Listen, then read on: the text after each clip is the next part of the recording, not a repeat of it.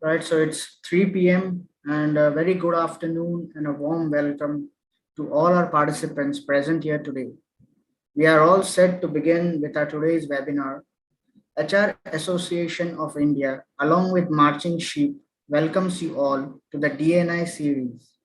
Marching Sheep is an HR advisory firm found in 2013 with an objective of enhancing profitability and productivity through customized and aligned people management processes, structures, leadership, and diversity interventions.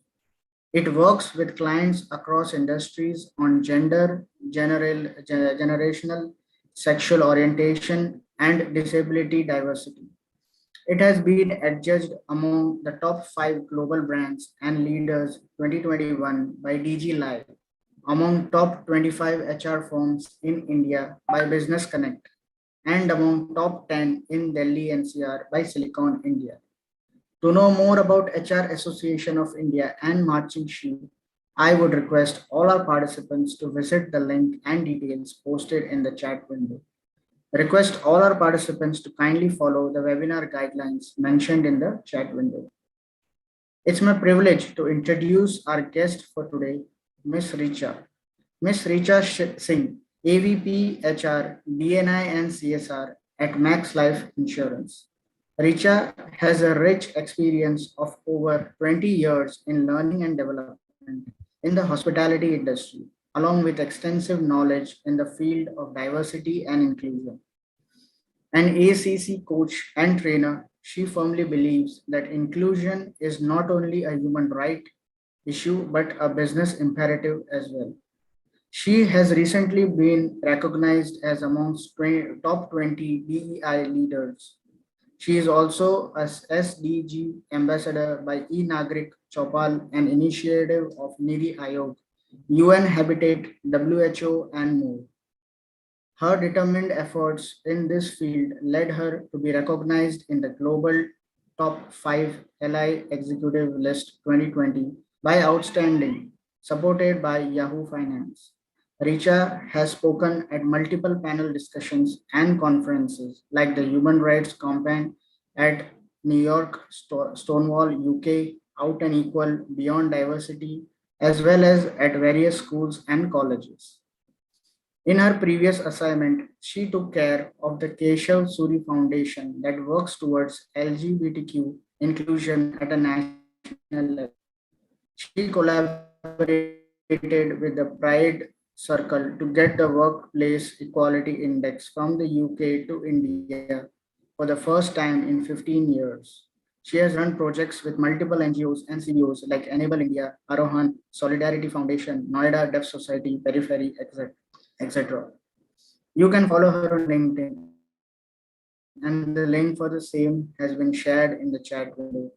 Now I'll introduce the moderator for our today's session, Ms. Sonika Aaron, founder and managing partner, Marching Sheep.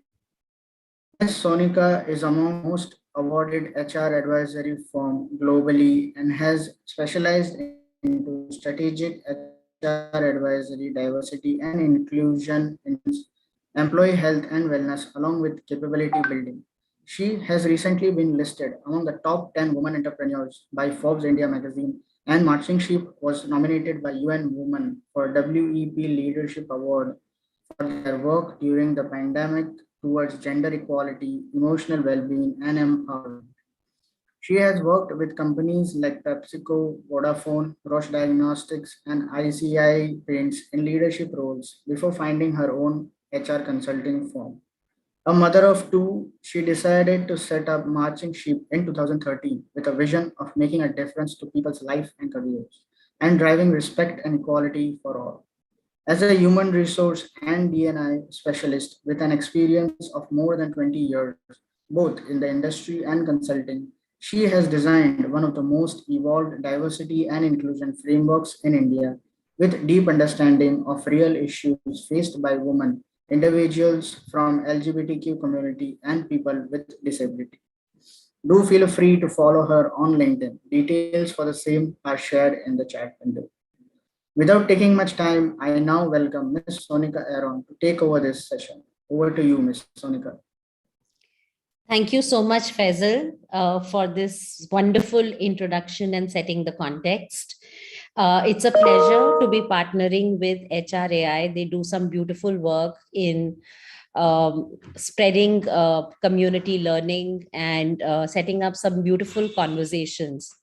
Had one yesterday with Charu Aluwalia, and today I have my dear friend Richa, who I have known for quite some time.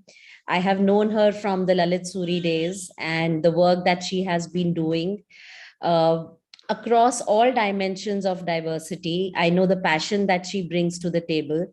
And I'm sure that the conversation today as well is going to be extremely enriching, extremely enlightening, and inspiring for everybody who wants to drive this agenda of diversity, equity, and inclusion. So, without taking any more time, Richa, let's get started. Welcome to this platform. Thank you, Sonika. Thank you for the warm welcome. So, Richa, for many of us who work in this area, in this area of inclusion, it tends to be a personal passion. So let's start with what it really means to you personally, working in this field of diversity, equity, and inclusion. That's a very nice question, Sonika, and something that has never been asked to me before. I go out and tell people I do this out of passion. You know, it's not a job for me. Even though my title says that I'm leading the D&I for this company, I really have never looked at it as a job because it comes from a place of passion. And now when you ask me this question, I wonder where that passion comes from. I think it started when I started to acknowledge my own privilege. You know, I belong to a family where there was no difference between me or my brother, my sister. We were all treated the same. We got the same opportunities growing up, same education, you know, and it was really up to our own merit as to what we could or could not achieve, right? So I was lucky to be in a family like that. And then when I went out into the working world, I never realized that there are, you know, differences that possibly women could face because of gender, because I was lucky enough to be working for great organizations, had great bosses and stuff like that. It was only in my stint with the Lalit Suri Hospitality Group and under the leadership of Mr. Keshav Suri that I actually got sensitized and began to acknowledge my own privilege. You know, I realized that there are so many women who struggle with basic, you know, necessities. A safe travel to work is a struggle for women every day. Using public transport is a struggle for women every day. Balancing home and office, especially during the pandemic when women have had to, you know, take care of domestic responsibilities, childcare responsibilities, elderly care, as well as manage work also. It has been a very daunting task for many, many women. For me also, the more I interact with women, with people with disability, with several other minority or marginalized communities, I understand that we also suffer from self-limiting beliefs. You know, so I think my passion comes from knowing all of this and reaching out to as many people as I can to say that, you know, have belief in yourself and fight and make yourself heard if there is something which is being wronged. You know, today organizations, I would say by and large, are very, very open to the idea of diversity and inclusion. You know, people want to do the right thing. And I don't blame if the conversation has not happened earlier or sooner. Excuse me. It was mainly because, you know, something that you don't experience, you don't think is a problem. For example, traveling in public transport is not a problem for most men. You know, they will not get harassed or molested or assaulted, mostly. Yeah. And hence it's a blind spot for men. But safety is the topmost priority for most women. So because people who are sitting at the table and making policies which will affect thousands of employees in this organization, if you don't have a voice over it that is talking about the issues that affect 50% of the population, how will you know? Because that is a problem you have never faced. It's like, it's like crashes at workplace. Crashes at workplace is mandatory in many states. Okay, in a few states, I would say, but not in many states of the country. Because even though, the law was passed and there was an act and all of that, the state governments have still not been notified. And because they have not been notified, companies have chosen to be silent about it, right? It is still not a mandate. We know that POSH came into effect only when it became a mandate, right? So, I mean, just because there is no voice at the table that is telling them that this is an actual need, or that voice is too small and hence considered insignificant, I think we need to get the balance over there first. Once you have people at the right decision-making capability or power, then that is how you really affect change. So I'm a big proponent of representation. I think representation is very, very important in order to bring about change. And by representation, you mean you need to have women not only at, let's say, secretary levels or across functions at junior level. You need to have women or the underrepresented communities, be it people with disability or from the LGBTQ community, across leadership levels where they have a voice which is heard, where they can influence decisions and take decisions. 100%. Right? Absolutely. Yeah. And it also kind of connects with a theme which was uncovered yesterday about being curious. When you say that men do not face the issue of being, let's say, facing issues in public transport, but we need to be curious about issues which women face. Right? So it's beautiful. You're absolutely right. Now, when it comes to implementing, like you said, that, organizations have been silent about, let's say, crashes. Now, very often I have found that while we are aware, so for example, we are all aware that women at a certain age will face menopause. And many of these women would possibly be ready to take up leadership roles, because that is the age where they are ready to take up leadership roles. And yet, I don't see any organization really taking up. I mean, there are articles now which are coming up and saying, let's break the silence around menopause. But it took us so many years to talk about menstrual cycle. But what about menopause? Then there are all these issues, when we first had this maternity act extend from 3 months or to 26 weeks. This entire implementation, when today people are shifting, organizations are shifting from maternity policies to parental policies. Even now, men are shying away from availing paternity leave for fear of log kya kahenge? What will the world say? Will I get mocked by my peers saying that, will you take care of the child? Or will I have the same career opportunities, the same rating, the same promotion policy when I come back after 6 weeks? The same questions that women have fought with when they go on maternity leave. So how do we counter with all these challenges when we try and drive DEI agendas? I think, Sonika, conversations like this are very important.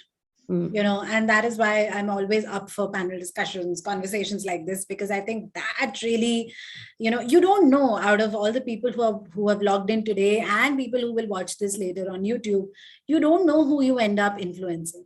That's number one. So for any kind of change, I think the dialogue is very important, because we all have unconscious biases. We all have stereotypes in our minds.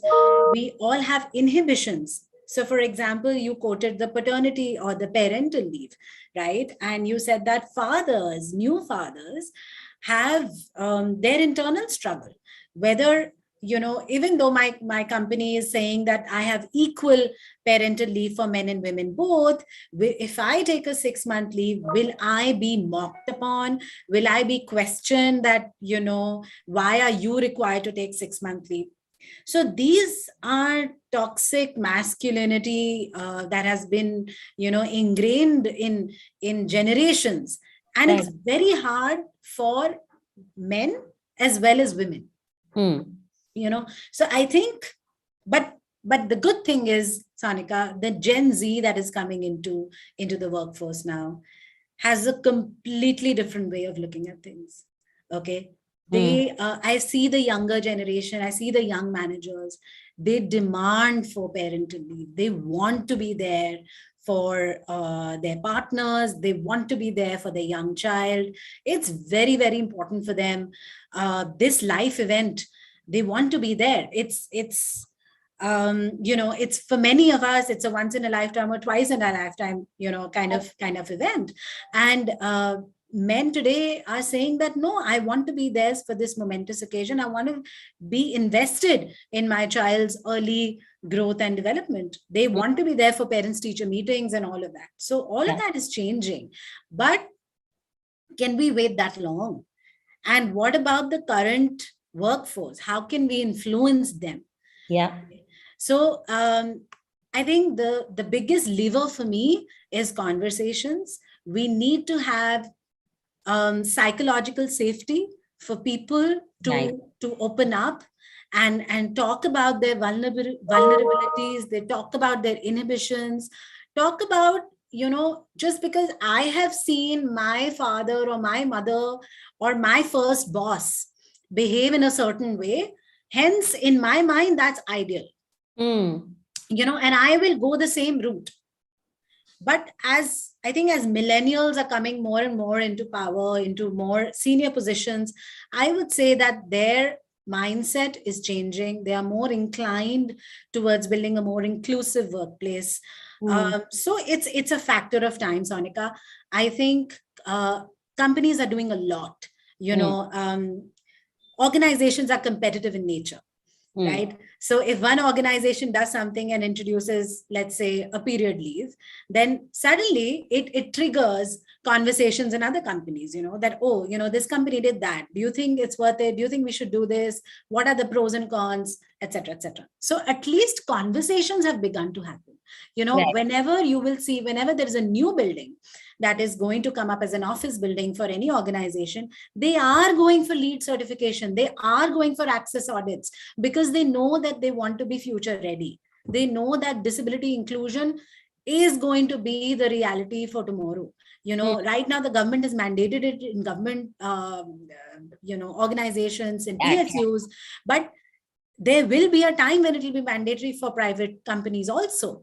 It's only coming. I believe under the RPWD Act, there is a cutoff of 2022 for most organizations to be to have that reasonable accommodation for people with disabilities in terms of infrastructure. Yes. Right. Yes. So, as of now, if you have a person with disability, you're supposed to make reasonable accommodations. But I'm talking even with much more than that. We are recognizing now that disability is not only locomotor disability. Absolutely. Right. There are 21. Right. Yeah. And then that can mean a whole lot of other things when it comes to accessibility. Right. We are nowadays it's become common language to talk about gender neutral washrooms. Right. So gender neutral, for example, all of us like to put pronouns on our LinkedIn profiles, and that has become something which is totally normal in conversation. People understand. Earlier people used to ask me, why do you write she, her, hers? What does this mean? And so that education is happening. I think that shift of the mind, where you are from a traditional mindset where things have to be done a certain way. We are only used to seeing men in suits in positions of power. I think Right. that has changed with women like, Indra Nui and Kiran Mazumdar-Shaw, Lena Nair, all of these trailblazing women. They have changed the face of leadership for many young girls who are now looking at the CEO position and thinking, yes, I can also do it. Yeah, absolutely. You spoke about Lena Nair, and I know I'm digressing a little bit, but why do you think all that debate happened when Lena Nair made CEO? I don't think it was so much of a debate. I think it was so much of a focus or an attention that came to that. And I think that was primarily because of two reasons. One, because Lena Nair is a woman, and she had spent a large part of her entire career, I would say, at HUL, and then going for a company like Chanel, a completely different industry, and bravo and congratulations to her. Secondly, I think the fact that she talks very passionately about her roots. She belongs to Kolhapur, and I think there she's making girls from small town see a dream, to say that you can achieve anything and the world is your oyster. Yeah, Right. And also, I think thirdly, we don't see many CEOs from HR backgrounds. absolutely. Yeah. So, I mean, I remember when I was starting off in my career, I was told, "Oh, you're transferring to HR." I used to be in operations before, and I was told by my boss that, "Oh, you're transferring to HR. Forget becoming, the head of the, like in hospitality, they're general managers and they're vice presidents and all of that." So she told me that forget about being that. And at that time, I think it was a conscious choice of balancing work, family, all of that. But now, I mean, thanks to her, and thanks to Alka Mittal, for example, I Yeah, am actually looking at, why not? Anything is absolutely. possible. So that brings me to the question that do we also stereotype by functions? We Have, have self-limiting beliefs, Sonika. huh, We stereotype by functions for sure. I mean, yeah, for years, we had known that people in sales will make it as CEO. hmm, People, let's say in marketing, in operations, they will make it as CEOs. hmm, Not somebody from HR, not somebody from, let's say, finance, maybe, but HR definitely not. So we do stereotype by function because HR was traditionally seen as a support function, hmm. right? We also know that through the years, the way HR is viewed has changed. It is a business partner. It is as much driving the profitability of the company than any other function. True. In fact, more so, Yeah. right? So I think people on everywhere around have taken note of that, and we are understanding that HR is a very critical function. Hmm. Very true. So, if we look at different underrepresented communities, we look at women, we look at LGBTQ, we look at PWDs. Essentially, I think in India, the focus is largely here when we look at the different dimensions. And of course, generational diversity, because we are looking at Gen Z, we are looking at millennials, and we have some Generation X. I think boomers are largely out, or maybe sitting at the board. But if we look at these three, how do you think is the needle is moving as far as inclusion of these three underrepresented communities is concerned? So intergenerational diversity, if I was to tell you that, I can tell you, at least for my organization at Max Life Insurance, 84% of us are millennials and younger. And I would assume that would pretty much be the ratio in most companies. And that's a natural progression, I guess. It's a natural progression, right? Yeah. The catch over here is, how do you see people at CXO levels who are young? Are we only attributing competence to the color of your hair? Or just, the experience that you bring to the table is the only measure of competence for that level. So I think, for example, at Max Life, we have a very young CFO, he is our, I would say, poster boy for intergenerational diversity, and we involve him in a lot of conversations. And I think the young generation, our management trainees, who join the organization, when they see somebody that young, then, they know that this is a company where competence takes precedence over everything else. Right. Right. It's not a factor of your age. It's not a factor of your gender or anything else. Right. So I think, and that is why I go back to my first point where I was saying representation is so important. When you have somebody, it's like walking the talk. When you have somebody over there who's actually there because of, not because, you want to make a statement, but he's actually there because he deserves it.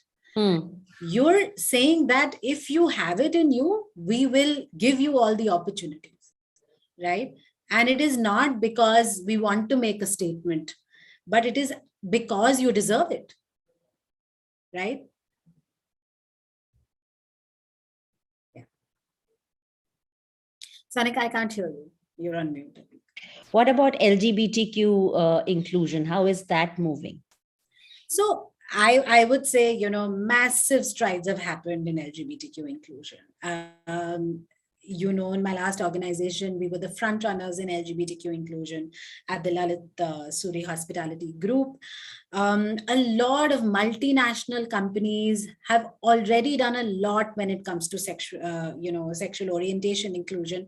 And that is largely because the movement in the West was far more advanced than in our country.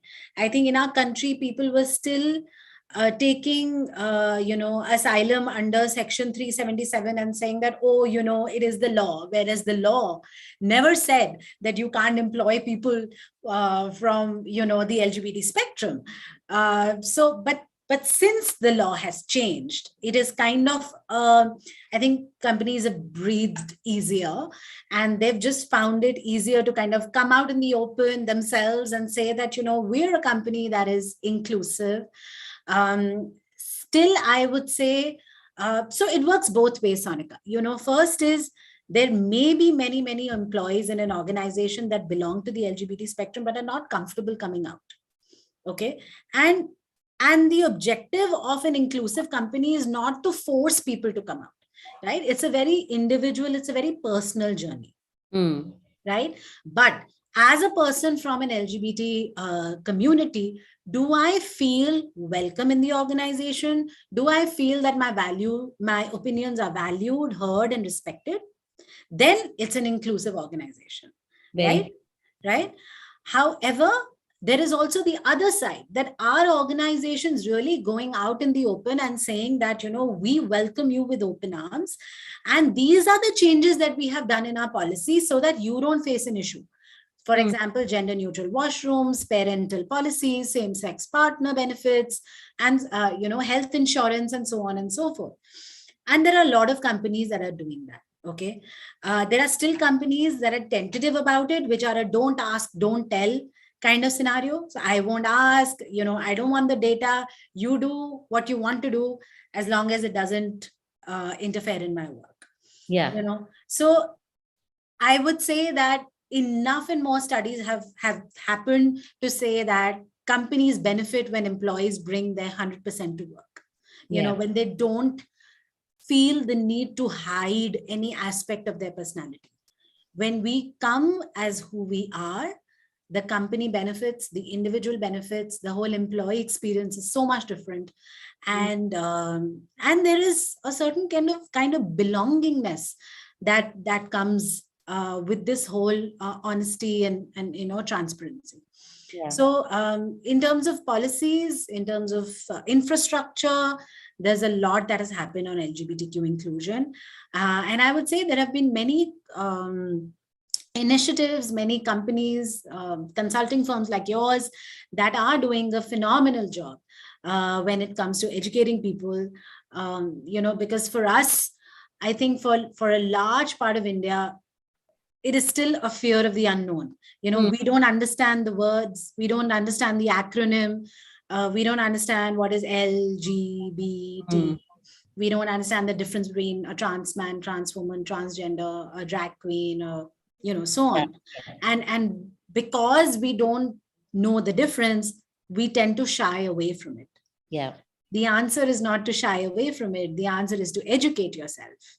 And we live in the information age. All you have to do is Google it and you'll know. And of course, the best thing is to actually walk across to somebody and know their life story. There is nothing that can be more educational than that.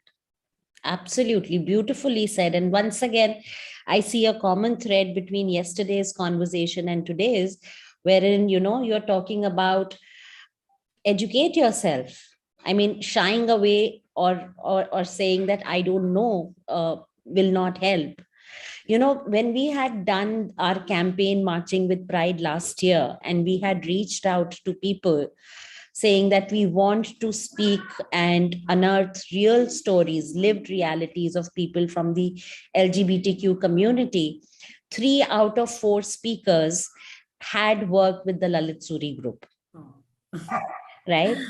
And I remember one of them had shared this incident that she was working with some company, and there was an annual day, and HR called her aside and she said that, you are most welcome to come, but please don't get your partner. Wow. And the reason being that, when you turn up with your partner, it might upset people or families of other people, of other employees. Now, my question here is that, 50% of the Indian population, courtesy of the way we have grown up, conditioned to mistrust people from the LGBTQ community, and organizations are but a subunit of the society. Absolutely. So 50% of the population still tends to be homophobic or transphobic. Now, how do we can have policies, we can have the intent as an organization, we can have all the intent. How do we break through this mindset? So, you can have consulting organizations make inclusive policies for you. You can give same-sex partner medical benefits. You can have gender neutral washrooms, and you can sensitize your employees. But how do you help them carry that same mindset back home? And because for an employee, if I'm a lesbian or a gay, when I walk into office, I need to know that I am fully accepted, lock, stock, and barrel with my family. Yeah. Whoever is in my family. Yeah. So, I mean, there are multiple ways in which we did that at the Lalit, and what happened beautifully at the Lalit was also not just limited to employee experience, but also customer experience. Right. We talk about the pink economy. We experienced it. We got a lot of queries for same-sex couples marriages. They wanted to get married and have holidays with their adopted children and so on. So this is a segment of customers, by the way, for everybody who's listening in.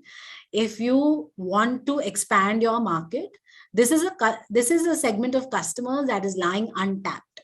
Yeah. Okay. And this is a segment of customers that is, has fairly deep pockets, is extremely brand loyal, and has a very strong this thing for word of mouth publicity. Okay. So if you're kind to them, they will be kind to you. Yeah. That's number one, So you now have, in the Pride Month, most companies will be rainbow washing, and there are pluses and minuses to all of that.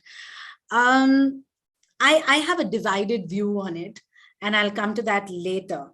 But I think your question about how do you transfer the same ethos and feelings about feeling that the person from the LGBTQ community feels at home and feels that they don't have to hide themselves. Yeah.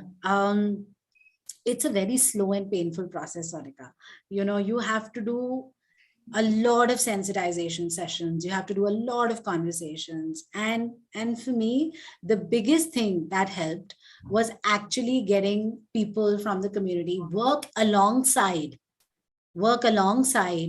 our, regular workforce. Now, I'm not saying it was very easy. It was all hunky dory. It wasn't. There were people who would come to me separately and say, "Ki, ma'am, hame thoda awkward lag raha hai." But it was dealt with at that very moment. And they also understood that this is the way it's going to be. And this was an initial, like a hesitancy. You pull yourself back because you don't know the person. It's like getting a new neighbor. It depends on your nature, right? Either you are extremely welcoming or you're like, let's just stand aloof and notice the person for some time. So these were very individual conversations that I had with people, which were where one issue happened and these were dealt with at that very moment. So people understood that there is no room for discrimination. There is no room where I can say, I'm feeling uncomfortable. I'm sorry, that's your problem. If you are feeling uncomfortable, that's your problem. We are an inclusive organization. The organization as a whole has decided to, be diverse and be inclusive. If you don't identify with that philosophy, I'm sorry, then you have to change yourself. Right? This is the person in there. The person who's coming is their true authentic self. Now you can't tell them to change themselves just so that you are more comfortable. Right? And we are an organization that is going to welcome people where they can bring their 100% to work. Right? So I would say this was a series of conversations, Anika. We also formed things like, employee resource groups where people would get together, talk, they felt that they were not alone. They felt they had an ear who could listen to them. If they were facing small issues, they could always come up to us and we would solve it there and then. For example, there was a trans woman who was undergoing transition while at work. Wow. So they would come, they were known as a man, and then after transition, they came to be known as a woman. And they used to wear, we used to have uniforms at the Lalit, and they used to wear a man's uniform. And then they came up to me and they said that, now that I've transitioned, will you change my uniform? I said, of course. And, a new uniform was issued. She started using the ladies' locker room. And then we sensitized the other ladies who would use the locker room to say that, this is going to happen. Be okay with it. Be comfortable with it. And after a few days of hesitation, everybody was fine. And, it was like things were normal. So I think with a lot of organizations on LGBTQ inclusion, we hesitate. We hesitate a lot because we are fearful that we are going to get a strong reaction from the heteronormative community, right? However, I think we underestimate and we kind of overthink this. The people are human. Everybody has values of caring, of compassion, and if you break down the tags and the labels and see the human for who they really are, you understand the person is just like me. What they do in their personal life, their sexual orientation is really none of my business. They come to work, they are great at what they do, they are excellent to get along with. I can have a cup of coffee with them, and it's not a disease, it's not an abnormality. We all have to get rid of these myths in our mind, and that comes with actually interacting with a person from that community. I can read books and I can watch movies, but the kind of education that you get when you actually talk to a person who's had that lived experience, that's something else. And now coming to women, right? Now there is a World Bank data which shows that participation of women in India has actually fallen from 30% to 20%, from 1990 to 2020. Also, my one question which remains is that we've been talking about participation of women for a good 2 decades now. Now, where are all those women that we have hired in between 2000 and 2010? If we had been nurturing them, if we had been thriving them, why would we have a gap at the leadership levels? They would all be today. Today we talk about a gap at the leadership level, that there are no women at the leadership level as role models, barring a few. So where are they? Where have they gone? So, Sonika, there are a couple of factors at play over here. I think the undisputed focus on diversity, equity, and inclusion started only in 2017, 18 at best, not before that. Before that, there were women who were at the workplace of their own accord. Companies were not doing anything exceptional to get them on board. Women, these were women who had equal opportunities at home, who got good education. Women did exceedingly well in academics, and they are generally sincere workers, so they got jobs. And but then what happened over time was, if you look at the life cycle of a woman, of generally people, at that time, I'm talking about the era between 2000 2010. This is the time when, if you've joined, most women will end up getting married at 25, 26. Okay. And then they will have families, they will bear children. And traditionally, we've all grown up with this mindset that a child is a mother's responsibility, right? And hence, when a woman does not have the adequate support structure, what she does is quit her job.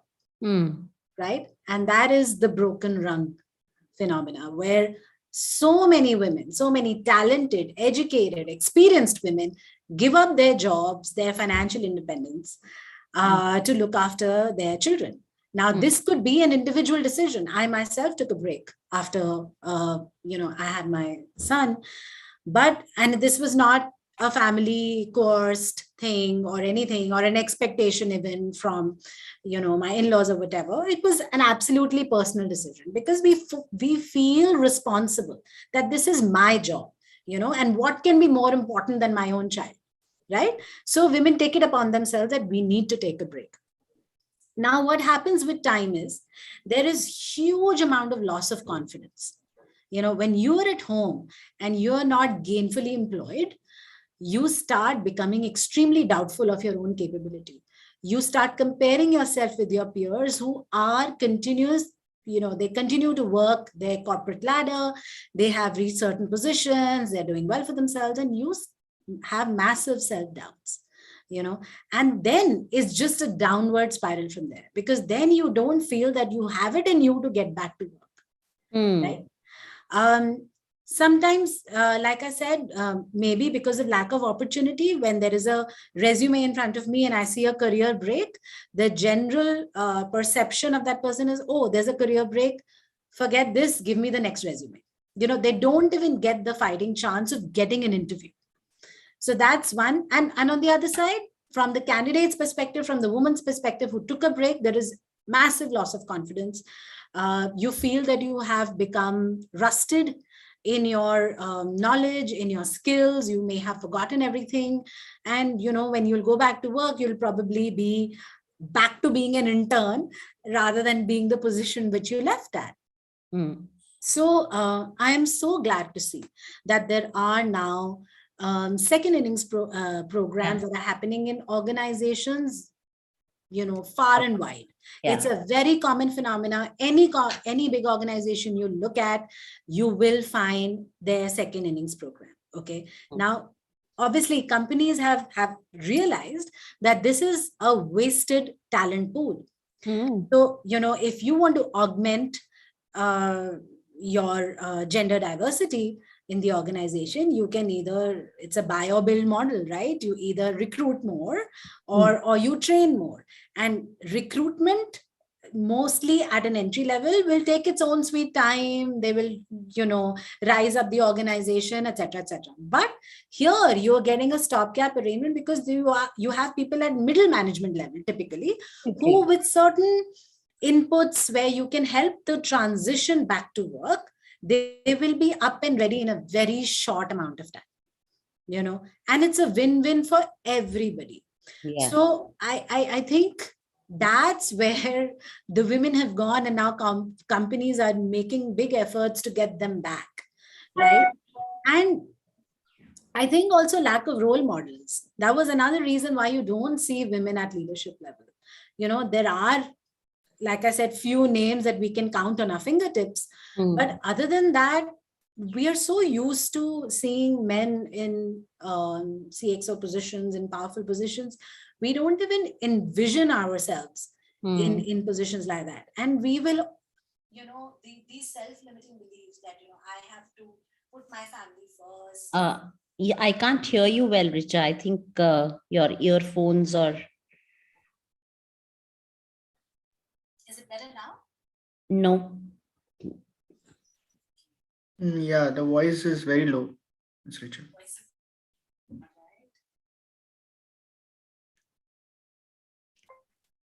I have increased my volume.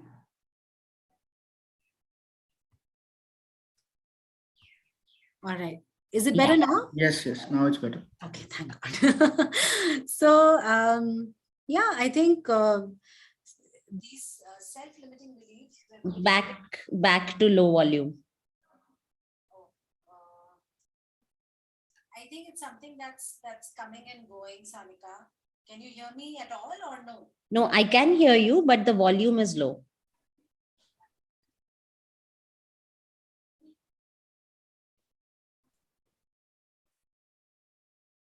Better now? Uh-uh. The problem with Zoom.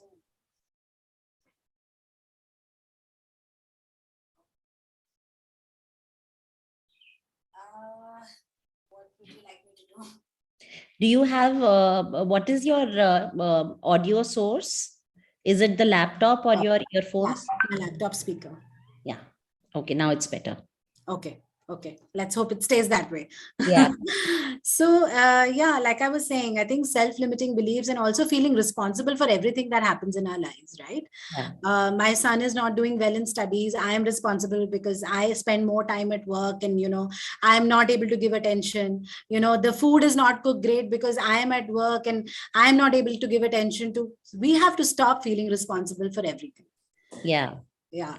And I think equal sharing of responsibilities at home will make for a much healthier family, mentally and physically. Yeah. Super. So now coming to an organizational level, how do we make DEI an integral part of business strategy and not make it a competing strategy, and get leadership buy-in as well? Yeah, it's a tough one, Sonika. I'm very glad to say that in our last year when I joined the organization, for the first time, D&I strategy was part of business strategy. We were talking about D&I strategy, that what is it that we're going to do, and and not as a competing strategy, because D&I has to become part of the culture of the organization, and culture needs strategy for breakfast, right? Sorry, your voice is doing up and down. Yeah, voice is cracking a little bit. Okay. Should I shift to another network? Try doing that. Yeah, you can log out and log in, Ms. Richa, in case. Is that okay? Yeah. Okay.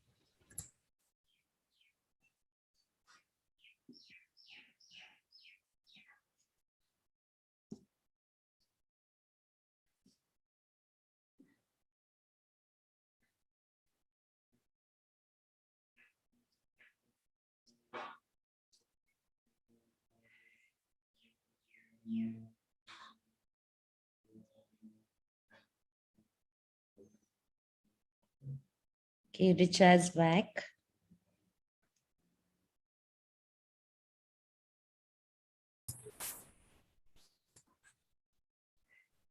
Hi, Sonika. Can you Hi. hear me now? Yeah, I can hear you. Okay. Yeah. Yeah. Okay, I hope it stays this way. No, but there is an echo in your sound.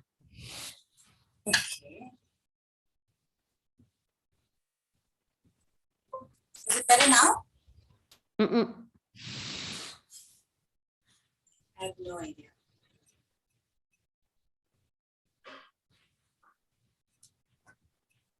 I think it should get better now. Yeah, better now. Yeah. Yeah. Sorry, you have to repeat the question. Yeah. So I was saying that how do we make DEI a part of business strategy and not a competing one? Yeah. So, like I was saying, DEI has to become part of the culture of the organization, right? And we all know that culture eats strategy for breakfast. So, culture really makes an organization great from being just another organization. I mean, if we are able to interweave this philosophy of diversity and inclusion, equity, belonging, fairness, all of that into the culture of the organization, then imagine what a great place to work you're building. Not just for rankings and for honors, but actually a great place to work where people want to work for you. Right. When you do something like that, you become a magnet for great talent. There is a fight for talent. You today ask any talent acquisition specialist how difficult it is to get good talent from the market, right? And there are very few people who are excellent at what they do. And ask one question of all of these people, and they say, I want to, work at a place where I feel valued, respected, heard, and my opinions are important. And it's not just where I get paid well. Yeah. Yeah. So I think building that culture of inclusion, of respect, of belongingness, of fairness, where merit trumps everything else, that is an organization where talent would want to come and grow, right? And when you become an organization like that, Sonika, you become self-fulfilling. You become an agile organization. You become an organization that is innovating because you have great minds that are behind this organization. This is an organization that is doing things which nobody else has thought of, right? The quality level goes up, the customer interface is so much better, the customer experience is so much better. It just becomes a self-fulfilling cycle, a virtuous cycle. And how do you create this culture? Because, if I were to say that 2022 is going to be a year of madness, because every business is going to say that, listen, we've had 2 tough years, 2020 and 21, when COVID practically took everything over. And we have to overcome or cover up for lost time. So everybody is going to have stretch targets. If you really see this push that a lot of organizations are having, saying that come back to office, where employees are pushing, saying that let's go for hybrid working models. Many of them have moved back to their hometowns, and are have become comfortable manage, and it's not that people have not been productive working from home or in remote working. So in such a scenario, how do you build this culture, this elusive culture where everyone is valued not for the amount of time they spend in office, but for what they bring to the table, irrespective of their differences? Sanika, you make a very important point. I think companies also have to understand that sustainability is key, right? You can push and you can push, but you can't push to the extent of snapping. And the great resignation is telling us that people are snapping. Yeah. Yeah. people at very senior positions, at who are doing extremely well in their careers, have decided to hang their boots and go settle in the hills and open an Airbnb. Yeah. Okay, I know many such people personally. Yeah. Okay, who have decided to kind of just take a break and travel the world. Okay, that's happening. Many people have shifted to entrepreneurship because they've understood during the pandemic that their needs are very little. You know, we all realized that when we were locked up into our homes, we actually could do with very little amount of money, and we didn't need those fat paychecks. Yeah. Right. So our needs have become very basic. We've actually, the good thing that has come out of the pandemic is that we've become more connected to our roots. Yeah. And we've understood that for basic survival, we don't need so much of stress. People are reevaluating their needs. Yeah. Yeah. So if companies think that by pushing and by forcing their way through, they are going to, it will be a very, I would say, it's not a long-term vision. It's a very, very here and now kind of vision. You will probably meet this quarter's target and maybe next, but that will not make you a sustainable organization. That will not make you an organization that will be, successful in the long term. A year, 2 years, 3 years down the line. Because the world has changed dramatically. And if we were to go back to our old ways, then we are just kidding ourselves. Yeah. Bang on.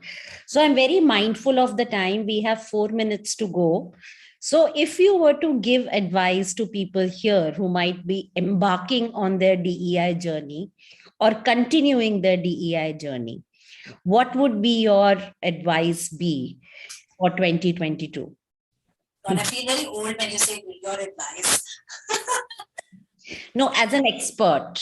And as you said, age does not define competence. Thank you, Sanika. I would say it's an ideal world we are all imagining where everybody's equal. An equal world is a very hard thing to achieve. But centuries have passed. The world has not become equal, right? So there will always be inequalities. We just have to keep working for it. It's a mindset that has formed over generations. Don't lose your patience if you don't see quick results. You have to keep chipping. I always imagine like there's a mountain and I have this small hammer and nail and I'm just going on chipping. So that's the kind of mindset you need to have. There are no quick wins over here because changing mindsets of people is never easy. So I would say keep at it, keep having such conversations. There are some hard things that you need to do in terms of policy, framework, structure, etc. But ultimately, it's a very soft thing, Sonika. It's about a thing of heart and mind. And changing that is painfully slow. But you can't give up. If you are a DEI practitioner, if you're a DEI lead of your company, don't give up and just keep at it. And be aware that there are lots and lots of facets to diversity. Today we're talking about gender and disability and LGBT. Maybe tomorrow we start talking about veterans, caste, a very touchy topic that no organization wants to indulge in. Yeah. Right? And social inequality for that matter. Social inequality is also something which people have started talking about. How do you include people from really, really economically weaker section of the society and give them the same opportunities that you and I have? Yeah. Brilliant point. And yeah, it's a tough one because the premise that everybody has a level playing ground, education upwards, is not true. The same premise which we assume for, let's say, PWDs and LGBTQ. Yeah. So it's going to be a tough one to answer. Yeah. So that's it from me in terms of questions. Over to you, Faisal, if there are any questions from the participants. Yeah, so before we move into the Q&A session, we will be initiating the poll. Request all participants to kindly share your feedback. While doing so, request all participants to kindly post their questions in the chat box.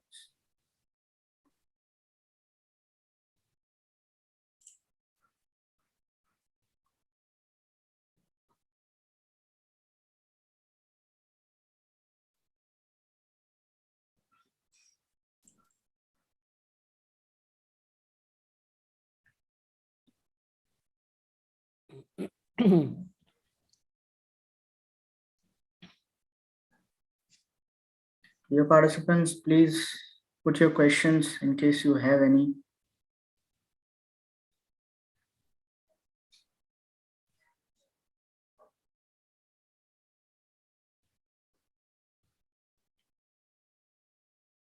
I don't see any questions coming in. Yeah, it's fine. So thank you, Ms. Sonika, for moderating this session. No one could have done it better than you. Thank you, Ms. Richa, for sharing your valuable insights and experiences on this very profound topic. It has been a pleasure being with you today. I am sure our participants have had a lot to learn and take away from this session. This would not have been possible without Marching Sheep, where we are privileged to be working with them on this series. I once again thank our dear speaker, Ms. Richa and Ms. Sonika, for joining us today. Do join us tomorrow for our next DNI session with Ms. Shobha Pandey, Regional Talent Management Leader and Diversity Lead, John Day, on 16th March 2022 at 3 p.m. That's it from our today's webinar. See you, stay safe, take care, and bye for now. Thank you so much. Thank you for having me. Sonika, it was lovely as always. Thank you, Richa. Thank you. I loved every moment of our interaction. And as always, there's so much to learn from you. So I hope we do this again somewhere. Anytime, anytime. Thank you. Thank Thank you, you. HRI. Thank you, Ms. Richa. Thank you, Ms. Monica. All right. Bye-bye. Bye.